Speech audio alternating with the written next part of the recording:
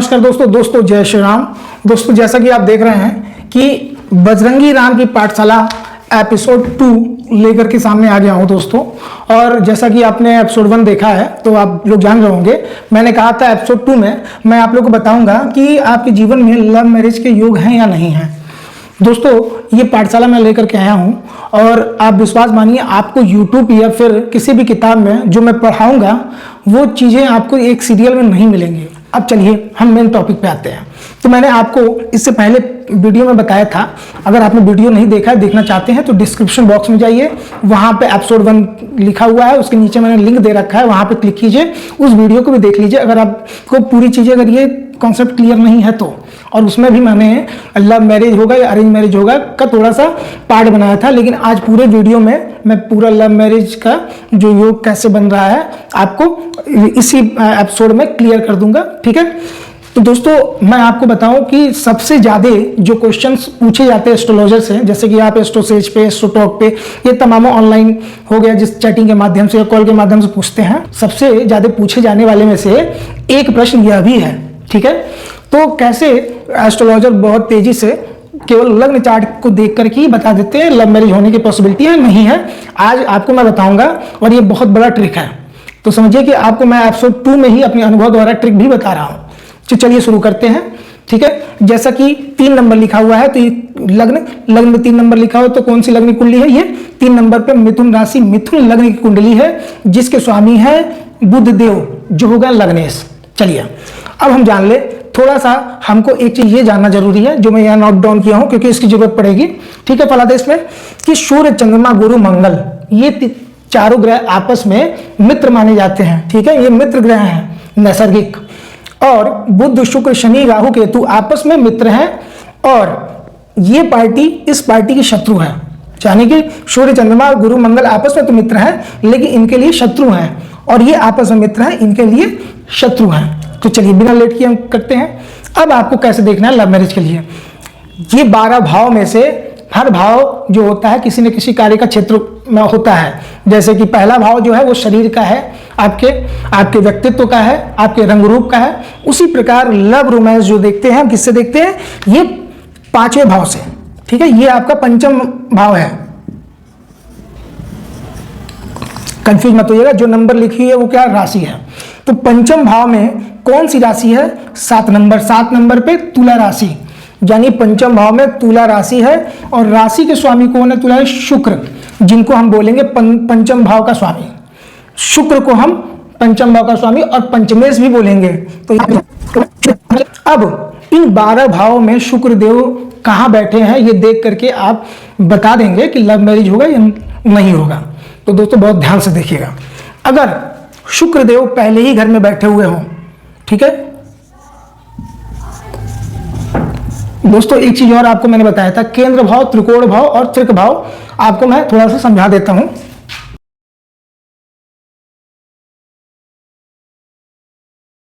दोस्तों थोड़ा समझ लीजिए, ये केंद्र भाव है, मतलब केंद्र के पास वाला भाव जो है वो सब केंद्र है। केंद्र भाव अति शुभ होता है, बहुत शुभ होता है। और ये भाव आपके त्रिकोण है, त्रिकोण भाव अति शुभ होता है, बहुत ज्यादा शुभ होता है। ये 6वां, 8वां, 12वां भाव जो है वो क्या है? त्रिक भाव है, जो अशुभ फल देता है।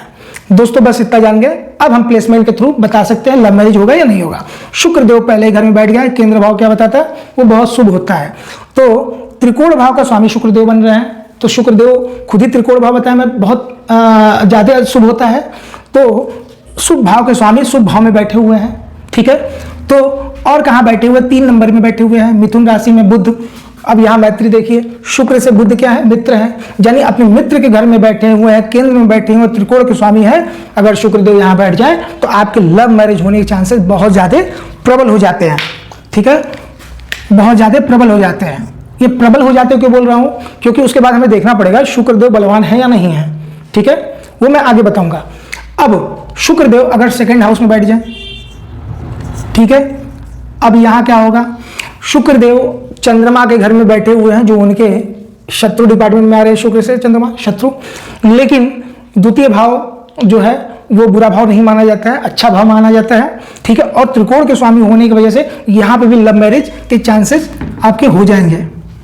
अगर शुक्रदेव आपके तृतीय भाव में बैठे हो, ठीक है, शुक्रदेव कहाँ बैठे हुए हैं, आपके 5 नंबर सिंह राशि सूर्य के घर में बैठे हुए हैं, और ये भाव जो होता है पराक्रम का होता है, साहस का होता है, मेहनत का होता है। तो यहाँ पड़े शुक्रदेव, एक तो अपने शुक्रदेव से सूर्य जो है थोड़ा शत्रु है, अपने शत्रु घर में बैठे हुए हैं, और तृक भाव जो होता है संघर्ष का होता है। तो दोस्तों यहाँ लव मैरिज तो हो जाएगा, लेकिन बहुत ज़्यादा संघर्ष करना पड़ेगा, बिना संघर्ष के लव मैरिज नहीं होगा। अब आगे बढ़ते हैं, यहाँ भी मान के चलिए संघर्ष अगर किया तब हो जाएगा, अन्यथा नहीं होगा। अगर शुक्रदेव जो है यहाँ बैठे हुए हैं, तो दोस्तों आप देखेंगे त्रिकोण का भाव का स्वामी केंद्र में बैठा हुआ है, केंद्र अच्छा भाव है, कन्या राशि में बैठा हुआ है, बुध जो है शुक्र के मित्र हैं।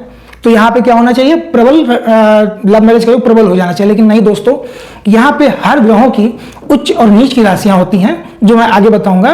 तो शुक्रदेव के उच्च की राशि मीन है, मीन मतलब 12 नंबर, और नीच की राशि जो है वो कन्या है, जो 6 नंबर है। तो आप देख रहे हो कन्या राशि में बैठे हुए हैं, शुक्रदेव यहाँ पे नीच के हो जाते हैं, यानी कि यहाँ अगर शुक्रदेव बैठ जाए मैरिज होने के चांसेस बहुत कम हो जाते हैं, बहुत ज्यादा, ठीक है।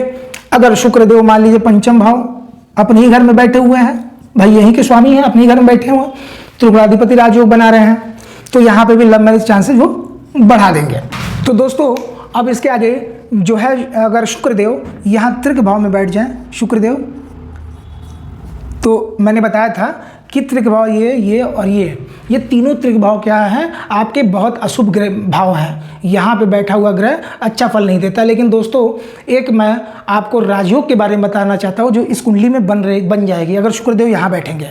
तो दोस्तों जैसा कि मैंने आपको बताया था कि मैं जो भी आपको पढ़ाऊँगा बीच बीच में राजयोगों के बारे में बताऊँगा, कि आपका कॉन्सेप्ट क्लियर हो सके। दोस्तों बहुत ही व्यवस्थित तरीके से मैं पाठशाला को लेकर के आया हूँ, इसलिए दोस्तों आप ज़्यादा से ज़्यादा इसको सब्सक्राइब कीजिए, क्योंकि मेरा मेन उद्देश्य क्या है, कर्मण्यवादिका रस्ते माँ फलेषु कदाचन।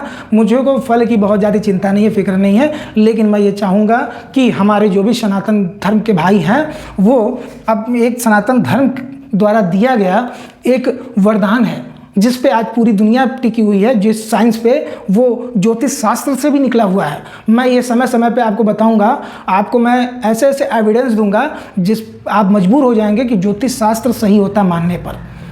चलिए दोस्तों, खैर वो तो बात की बात है।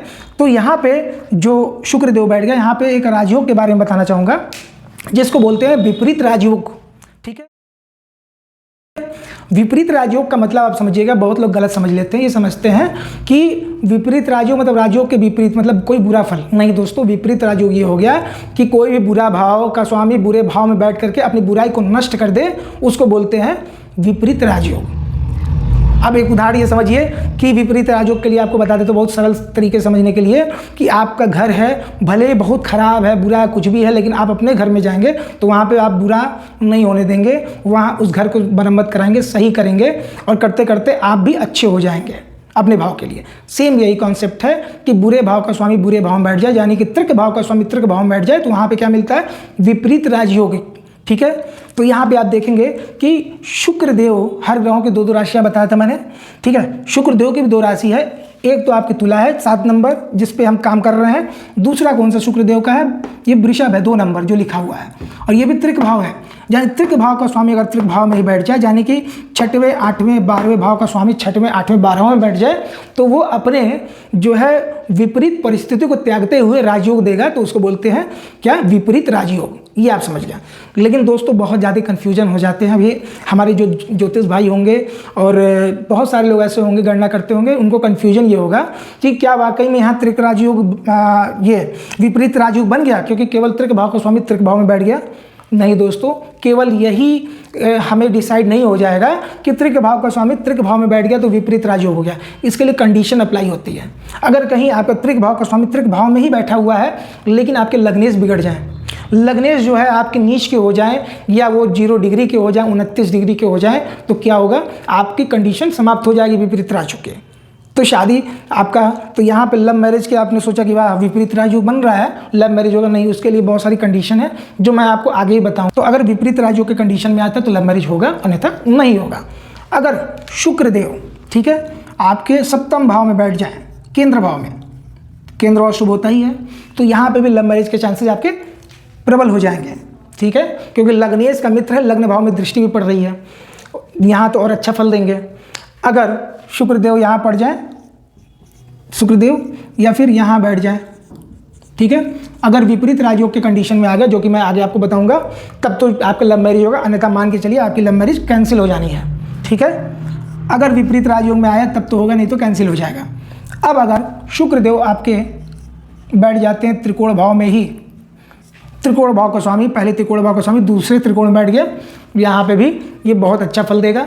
और शनि के घर में बैठा हुआ 11 नंबर कुंभ राशि में, शनि उसके स्वामी है, और शुक्र और शनि जो है आपस में मित्र है, यहाँ पे लव मैरिज होने के चांसेस बहुत ज़्यादा प्रबल हो जाएंगे। अब आगे आते हैं कि अगर आपका शुक्रदेव कहाँ बैठा हो, यहाँ बैठा हो केंद्र भाव में, शुभ भाव में है, राजयोग तो बनना ही चाहिए। ऊपर से मैं बता दूं, कन्या राशि में शुक्रदेव नीच के होते, जो मैंने बताया था, वहीं मीन राशि में 12 नंबर मतलब मीन राशि, मीन राशि में शुक्रदेव उच्च के हो जाते हैं, तो यहाँ पे लव मैरिज होने के चांसेस बहुत ज़्यादा प्रबल हो जाएंगे, ठीक है। यहाँ डबल क्लिक कर देता हूँ। अगर शुक्र में बल हो गया तब तो कोई नहीं रोक सकता लव मैरिज होने में, ठीक है, अगर बल के अवस्था में हो गए। अब ये बल क्या है, कैसे हम जानते हैं कि कौन से ग्रह बली हैं, कौन से कमज़ोर हैं, इसको भी मैं आपको बताऊंगा।